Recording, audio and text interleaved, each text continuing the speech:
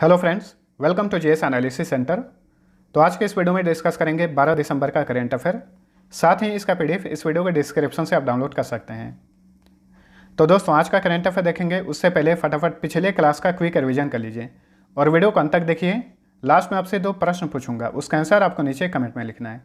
अब चलिए स्टार्ट करते हैं। पहला क्वेश्चन, 10 दिसंबर 2021 को किस विषय के साथ अंतर्राष्ट्रीय मानवाधिकार दिवस मनाया गया? तो हर साल 10 दिसंबर को ये दिवस मनाया जाता है। 2021 का थीम है equality reducing inequalities advancing human rights. 11 दिसंबर 2021 को प्रधानमंत्री नरेंद्र मोदी ने किस राज्य के बलरामपुर जिले में 9,802 करोड़ रुपए की सरयू नहर राष्ट्रीय परियोजना का उद्घाटन किया? उत्तर प्रदेश में। किस कंपनी ने भारत में 1 लाख लोगों को साइबर के क्षेत्र में कौशल प्रदान करने के लिए साइबर सुरक्षा कौशल कार्यक्रम शुरू किया है? माइक्रोसॉफ्ट ने। हीरो सीनियर महिला राष्ट्रीय फुटबॉल चैंपियनशिप 2021-22 का खिताब किसने जीता है? मणिपुर ने जीता है रेलवे को हराकर। किस राज्य की कैबिनेट ने कृषि क्षेत्र को बढ़ावा देने के लिए आत्मनिर्भर कृषक विकास योजना शुरू की है? उत्तर प्रदेश की सरकार ने। अंतर्राष्ट्रीय अंतरिक्ष स्टेशन पर जाने वाले पहले जापानी पर्यटक कौन बने हैं? यूसाकू मेजावा।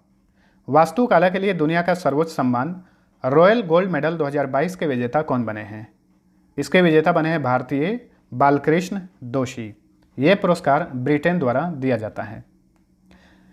अंतरिक्ष में ऑप्टिकल संचार का परीक्षण करने के लिए किसने laser communications relay demonstration launch किया है? नासा ने। WHO की यानी विश्व स्वास्थ्य संगठन की विश्व मलेरिया रिपोर्ट 2021 के अनुसार 2020 में विश्व में मलेरिया से मौतों की अनुमानित संख्या कितनी है? 6,27,000। केंद्रीय बिजली मंत्रालय द्वारा मनाए जा रहे ऊर्जा संरक्षण सप्ताह की तिथि क्या है? 8 से 14 दिसंबर के बीच में भारत में ऊर्जा संरक्षण सप्ताह मनाया जा रहा है। 2021 का लिन झाओ फ्रीडम अवार्ड किसने जीता है? चीन के पत्रकार झांग झान ने।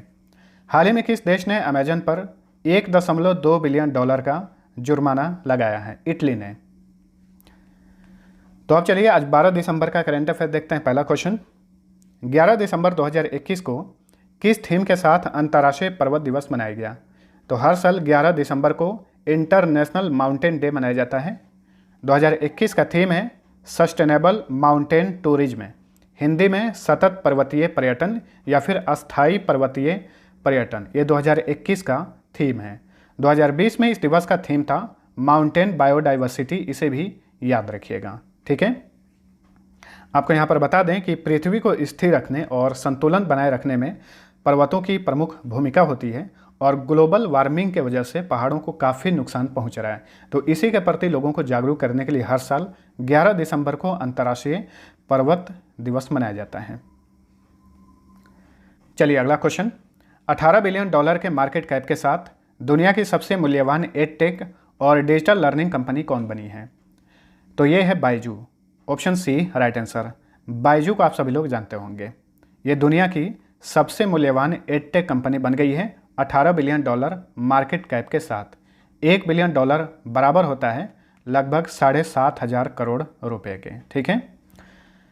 बायजू ने हाल ही में ऑस्ट्रिया की एक कंपनी का अधिग्रहण किया है। उस कंपनी का नाम है जियोजेब्रा। जियोजेब्रा का इसने अधिग्रहण किया है $10 करोड़ में, तो इसे भी याद रखिए। बायजू की स्थापना 2011 में की गई थी। मुख्यालय बेंगलुरु में है। बेंगलुरु में ही भारतीय अंतरिक्ष एजेंसी इसरो का मुख्यालय है। साथ साथ में 2 प्रमुख IT कंपनियां विप्रो और इन्फोसिस, इनका भी मुख्यालय बेंगलुरु में है। और बेंगलुरु को भारत का सिलिकॉन वैली कहा जाता है। विश्व का सिलिकॉन वैली कहा जाता है कैलिफोर्निया को। बायजू के संस्थापक हैं बायजू रविंद्रन और दिव्या गोकुलनाथ।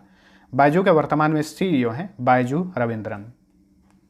अगला क्वेश्चन, वीबॉक्स के 9वें इंडिया स्किल्स रिपोर्ट 2022 के अनुसार उच्चतम रोजगार मामले में कौन सा राज्य पहले स्थान पर है? तो हाल ही में वीबॉक्स ने 9वां इंडिया स्किल्स रिपोर्ट जारी किया है 2022 के लिए। इसके अनुसार उच्चतम रोजगार के मामले में पहले स्थान पे महाराष्ट्र है। Option A right answer. दूसरे स्थान पे उत्तर प्रदेश है। तीसरे स्थान पे केरल है। चौथे स्थान पे पश्चिम बंगाल है और 5वें स्थान पे कर्नाटक है। तो इसे नोट कर लीजिए, ठीक है। वहीं उच्चतम रोजगार वाले शहरों की सूची में पुणे पहले स्थान पर है, ठीक है। इंडिया स्किल्स रिपोर्ट 2022 का थीम है rebuilding and re engineering the future of work. इस क्वेश्चन का राइट आंसर था महाराष्ट्र। अब इसके बारे में जान लीजिए। सबसे पहले इसका मैप देखिए। तो ये रहा Maharashtra.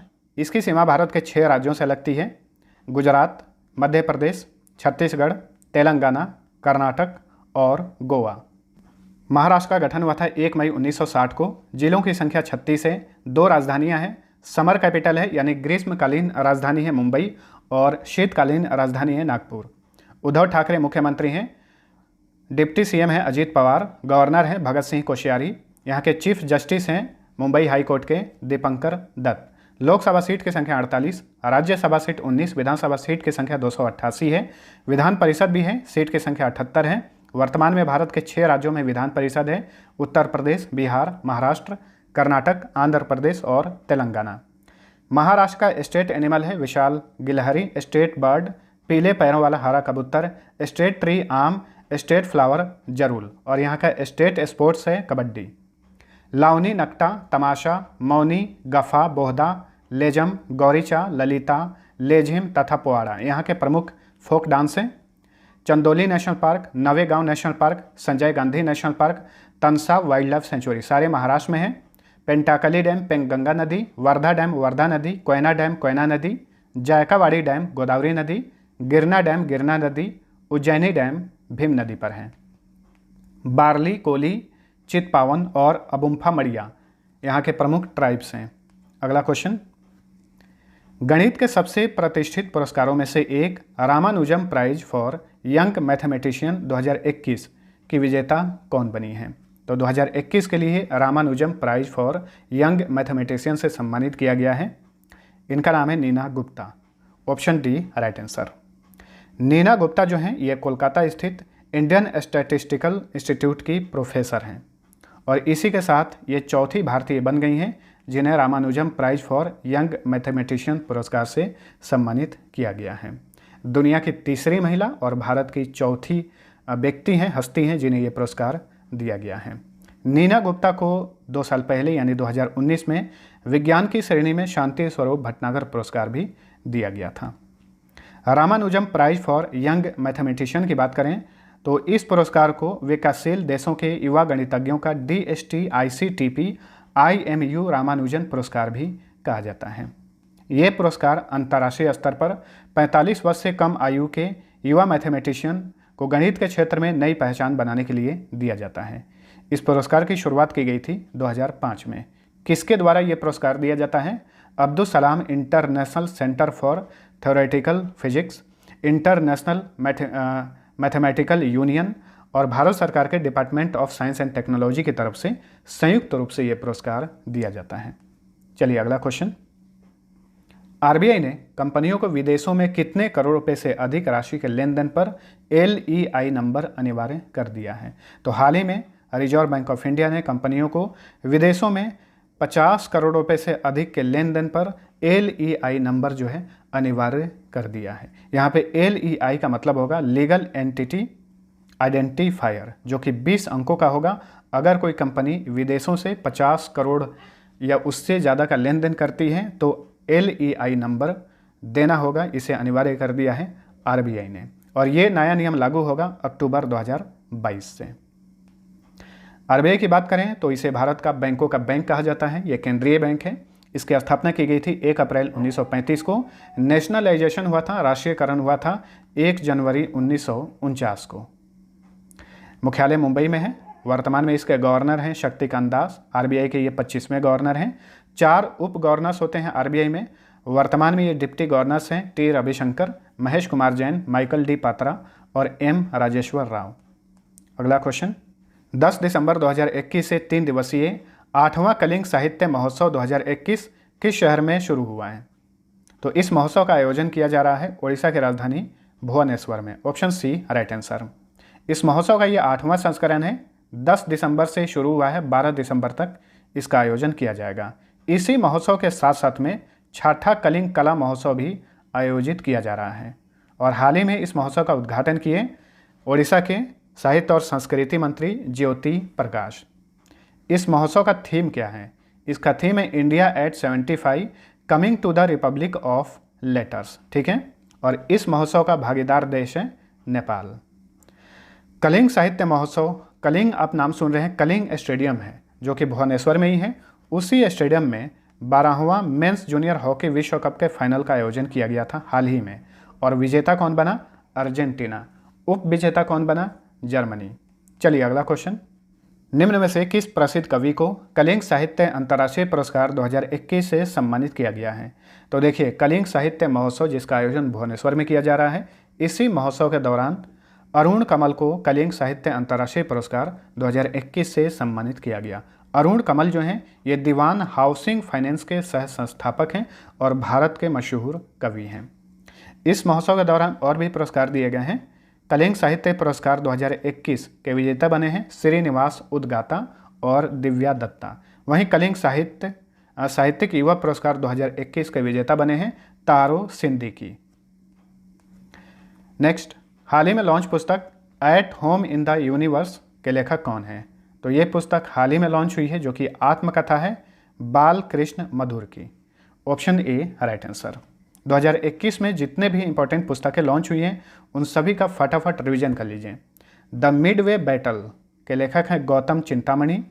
1971 charge of the Gurkhas and other stories की लेखक हैं रचना बिष्ट रावत।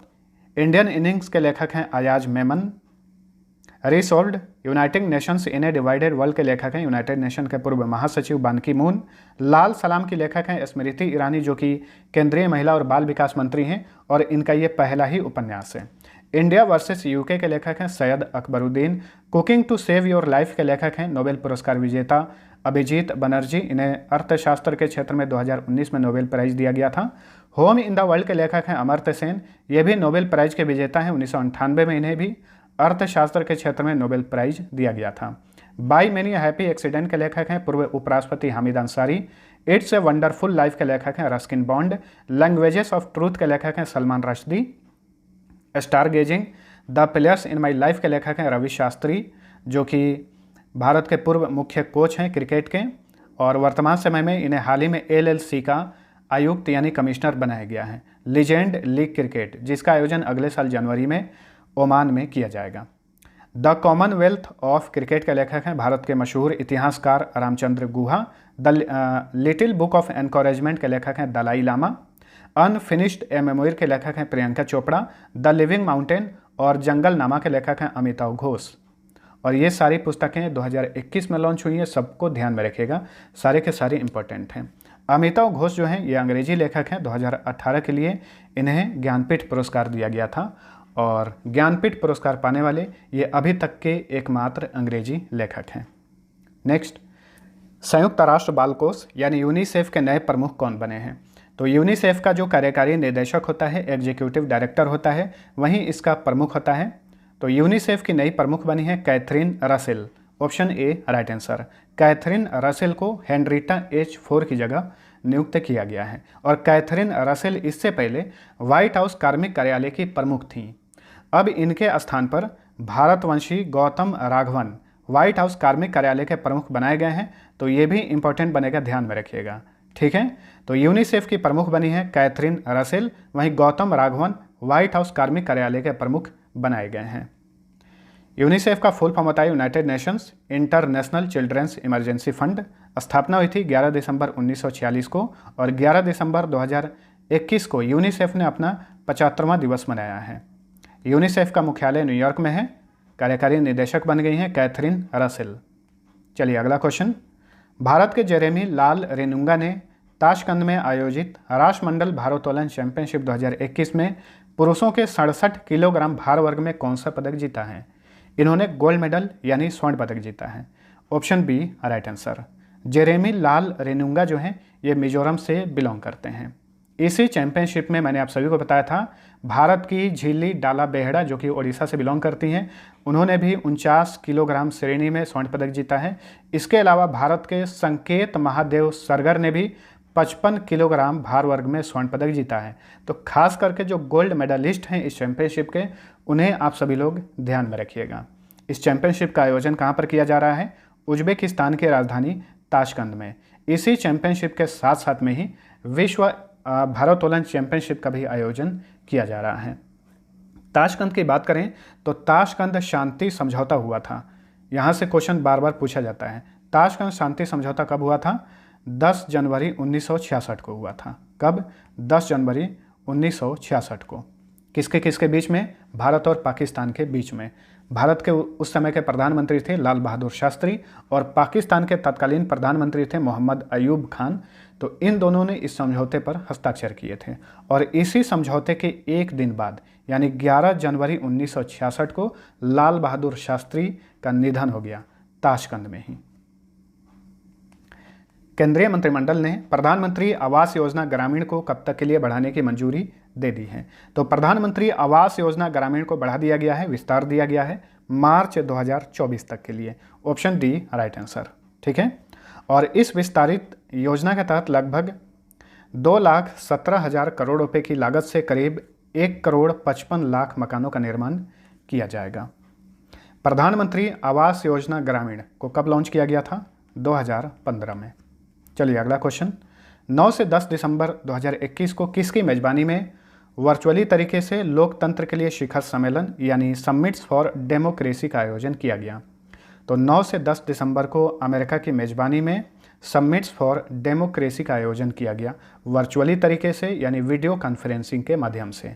और इस सम्मेलन में विश्व के लगभग 100 देशों ने हिस्सा लिया, जिसमें रूस और चीन ने हिस्सा नहीं लिया था।